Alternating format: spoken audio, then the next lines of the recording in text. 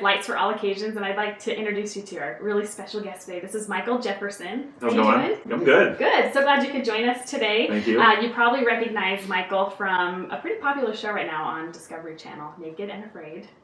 Yes.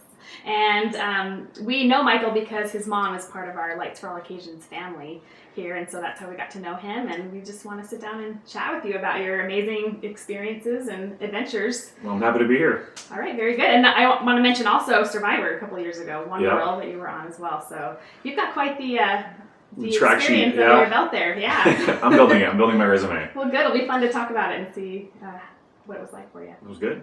Good. So I have to ask you first, what got you interested in auditioning for Naked and Afraid? Honestly, it was kind of boredom, and I needed like another adventure. So I was watching the show one night and I was like, I'm gonna apply for the show. Yeah. I spent some time and I applied, and the next day I got a phone call. The very next day. So at that point I'm like, what am I doing? Because it sounded like fun just to apply, go through the process, but to actually get a call back right away, it made it serious real quick. Wow. So, yeah. Did they let you know right away where you were going to be going? Not at all. I applied. It was July. It was months later where I finally got the confirmation. I was actually in Cozumel with my girlfriend. Wow. Vacationing, getting fat, and then I saw the email. It said Botswana, Africa, and I'm like, where's Botswana? Mm-hmm. I'm like, it's probably on the coast in Africa. I'll be fine. I looked. It's right in the middle. Yeah. So I had to prepare myself. I had 2.5 weeks to learn the area. Okay. And I studied all day and all night. Yeah, looking on the map, it's pretty much about as deserty as it gets. It was pretty barren, yeah. It was just the thorns. That's the biggest thing there was every single thing you have to work with is covered in thorns. So you just can't get away from them. Man. Yeah, it sounds brutal. It was brutal, yeah. So what were the things that you did to prepare as far as the climate and the things that you're going to be experiencing? Anything that you did mentally or? Well, physically I bought some stuff for my feet that would harden them, which didn't really work. But I tried. My girlfriend put it on my feet every night. Okay. And I just studied. I studied the plant life excessively at work. All day long when I was at work, I made a notebook, and it just all the plant life I had to learn. Yeah, as far as what you could just eat and use. Yeah, and it actually worked out quite well. So I actually found stuff to eat, and it was good. So what's unique about this show, besides not having any clothing, is that you are with someone that you have to try to survive with. Did you meet this girl beforehand, or was that the first time you? No, as far as the show goes, they keep you separate. I don't even get to see what she looked like. I did get a sneak peek of her at one point when I was out there before we started. Just you're so you don't know if it's going to be a girl or a guy. It's always a girl, but you never know if there's going to be a twist in the show. Oh wow, I didn't know that. Yeah, there's always a girl, but I thought maybe they're going to change it up for me. But yeah, when you first meet out there, it's the first time you've actually met. But just hiking out to meet that person was just rough because you're out there walking naked in Africa and you have these what are your impressions of was it like what you expected as far as the terrain and everything when you first were dropped off? Yeah, well, I was nervous because it's like the night before I could see my breath before I slept, so I'm like, this is not gonna be what I anticipated. But just hiking out there, it was scary because all the animals that you see are their dinner. You could be their dinner, so it's not like it's a fun camping trip with your friends. It's not a zoo. No, it's not at all.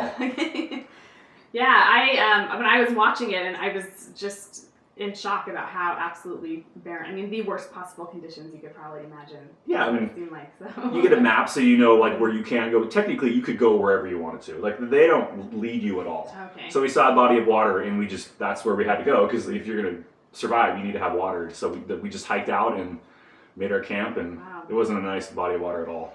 Yeah, well, and I know that she kind of struggled that first day. She didn't quite make it really far. Is there anything you were trying to do to get her to stay, or it was kind of inevitable? I think it was the sun because it was so hot, and we didn't anticipate in the hundreds walking out there, and you don't have any water, and you're hiking for hours. I think it was honestly just the conditions and the shock. Yeah. Just even the first night, it was pretty scary. We didn't sleep at all. There was noises. It's like you're not camping. You're out in an area that you've never been before with everything out to get you. Yeah, I can't imagine. It seems terrible. But one thing that I wanted to ask you, is there anything that really stuck out to you as a surprise as far as I was not expecting this? Obviously you knew it was going to be hot and all of that, and barren, but anything... I didn't anticipate the massive temperature change. From the low 50s to the 100 plus. I anticipated just a moderate, around the 80s. down to like maybe 69. That's what I had studied. I mean, that's what I saw. That's what I was anticipating. Just the climate change and temperatures was the big thing.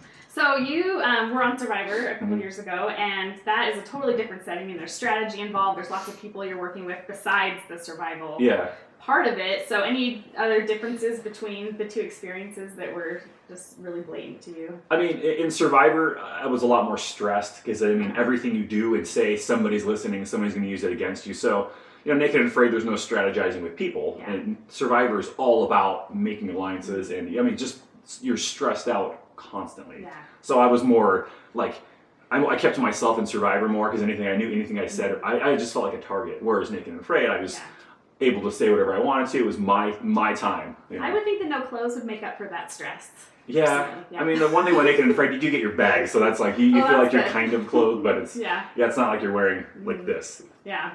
So I also was thinking how hard it would have been after she did go home, because she did eventually go home, to be by yourself. I can't even imagine what that was like.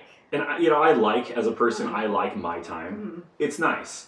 But when you have your time all day and all night, those days are so long. You know, and those camera guys, they're not out to be your friend. They're just filming you. Right. But when they go home at sundown, they leave. So you're there by yourself. And it's 12 hours of keeping a massive fire going. And it's just boring. Like, it's, you know, it's boring. I mean, I was almost hoping for an animal. Are you like looking around for things that are going to just jump out? I was hoping for that after a while. I was like, I need some kind of adventure. So who knows if something happens, it's going to be fun. Yeah. But nothing happened at night. It was just cold. There were bugs all over me, and it was just really, really lonely. Yeah. So that actually was a question I had that I know a lot of people wonder when they're watching these kind of reality shows. What are the camera people doing? What's the crew doing? Are they like eating a cheeseburger? Not at all. They are so good about that. I overheard them talking before we started too, because they keep you secluded in a tent. I was in a tent. I was in there all day long. I mean, I had to take shifts with my partner. You can't see each other, so you're secluded. But I could hear them talking about not eating or drinking in front of us, which is just like Survivor. They don't ever eat or drink. You never see it. Wow. So I was wondering if there was a nice guy that like slipped you a cracker or something. No, there was one incident. That would be a terrible job for me. I'd feel horrible. There was one incident because, like I said, the camera crew they do one last interview with you and then they leave. When at sundown they're gone. But I was out collecting my last bit of firewood and I found this apple that was like had a few bites taken out of it. It was kind of rotten for being in the sun. And I was so excited, and I chopped it in half and ate it, and I was like, oh, so one of these guys they're helping me out because they know that I'm suffering so bad. Yeah. And as I'm sitting in my shelter around the fire, I kept thinking about that apple that it's still there. There's got to be a piece on it left. So I went looking for it in the dark, and I found it, and I was just eating around all the brown parts. And, oh my gosh.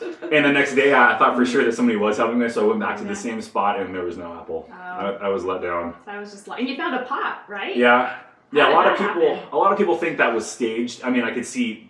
Yeah, it looks like it was, but I was quite a ways from my shelter, so for them to place it there and have me find it would be quite the coincidence. Yeah. I mean, it wasn't anywhere near where I was like stationed, but the pot was good. I mean, I was making, it gave me a chance to boil water and cook this spinach that I found. Even cooked termites, which they don't taste that bad. I heard they're not that bad. They're not that bad at all. But I had a white one though, which I ate them for a few days, and I had this like albino termite, and then I had this like allergic reaction. I kind of like was really itchy, so then I stopped eating because I don't know if I was allergic to the termites or the white one. The white one, wow! So, I didn't know there were different kinds. That was the only white one I saw, so I don't know if it was unique.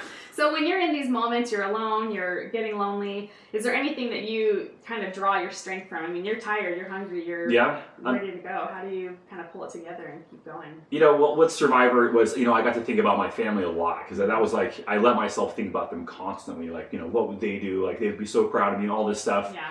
Just because I knew that was where I could draw from, and I wasn't gonna leave because that was for a huge prize. So you're gonna stick it out regardless. Naked and Afraid, I only let myself think about it a little bit, like maybe an hour a day, because if I thought about it too much, I would leave. Yeah. Because it's like you have this little voice saying, "Just go. Like you can go. Like you're okay. You did good. Your partner's been gone for a long time. You did good." But just I let myself think about it just a very small time of it. It just that it was such a temptation to leave. Yeah. So, but I thought about my mom a lot, my family, my dad, nephews, girlfriend, even my brother. So it was a huge thing there was a lot of stuff out there that reminded me of him, like what would he do? And I guess when you're by yourself secluded for that long, your mind starts to kind of break down what you think of those things. Yeah, it does, and then it's hard to kind of keep going, like you said, when you're kind of pulled back to that. Yeah, but it helps you. Yeah. So eventually, you did leave Botswana, and what was that like? Just that final moment of just like I gotta go. Yeah, my kidneys were bothering me for a few days. It's something that I'm like, it just wasn't comfortable. But I just didn't have a lot of nutrients. Now the water wasn't good, but like the show does show, I did have a dream that showed me. I was discussing this dream that I had of like where I saw my brother, everybody was older and I was older. It just seemed like a weird dream, but it was like in the dream, he said, just go, you can go. And honestly, that was probably the only time that I slept out there. So I think I dozed off for maybe an hour, and that was the one time. Wow. Yeah. It was pretty powerful. That is a powerful experience, and I mean the whole thing, no matter how long you were there, I think would be life changing. And there's a lot of people who if you read any comments online, they're not nice. There's a lot of from friends and family, they're amazing. Everybody's so proud of the accomplishment. Then you have the people that don't think the show is real, or they just have bad things to say. Well, I mean the show is real, and it is really tough. And for most people who think that they can do that, good luck. Apply and give it a try. I spent almost 2 weeks out there naked, living off what I could find, and that's like, picture yourself working for 2 weeks, but now you're outside all day and all night for 2 weeks. That's a whole different scenario. So. Yeah, and it's so easy for us to judge, when you're just seeing a nice, clean-cut show on TV and not really actually living it. Yeah, it's easy to think that, I could do that. Yeah, even now that I watch it, it's like, I want to go back. But after the first few weeks I was home, I was absolutely no. I will never do that again. But now I'm like, I want to do it again. So what would you do different if you had the chance to do that again? Location is key. I mean, there's some episodes where I'm like, that they have it made. Yeah. There are some beach scenarios that look like Survivor, and if I was in Samoa again, I would just let me stay out there for 60 days. Like, it was amazing. Just no bills, just stay there and collect your own stuff. But location's key. I wouldn't want to go to Botswana again. Had you ever been to Africa previously? Okay. No, so it was amazing that I got to go to Africa. Yeah. With Discovery Channel, but I mean I wouldn't want to do that again in Africa. But I would probably just. I mean, I can't say I would fatten up because it's really hard. I tried. I tried to gain weight. And I've gained more weight out of the show now because I've just been letting myself go, eating whatever I can. But just have to. It's all about the location, and a partner. Having a partner there to. If you have a bad day, they'll have a good day. You guys can, meet up in the middle and continue. But if your partner's gone, there's nobody to help you out with that. Yeah, that's a lot of good life lessons. It's always better to be with people. Yeah, friends and family. That's right. That's right. Well, what an awesome experience. And if you do it again, let us know. And for sure. You can vicariously live through your adventures. That's exactly what my mom said. She lives through me. Yeah. Yeah, well, great. Thanks so much for sharing your experience with us, and good luck to you in the future if you decide to do it again. We'll tune in. And if you want to check out Michael's episode of Naked and Afraid, how do you do that? You can actually buy it on YouTube. It's $1.99 for the regular episode. It's $2.99 for HD. So I'm naked. So if you want the HD version, then it's up to you. But it is available on HD. Sounds good. And we can also see you on Facebook and Twitter. Yep. You can imagine. Okay. And if you're on YouTube, why don't you go ahead and subscribe to our channel as well, Lights for All Occasions. And check out the links below also to the episode and ways that you can see more of Michael. It's interesting. Yes. Thank you very much. All right. Take care. Bye.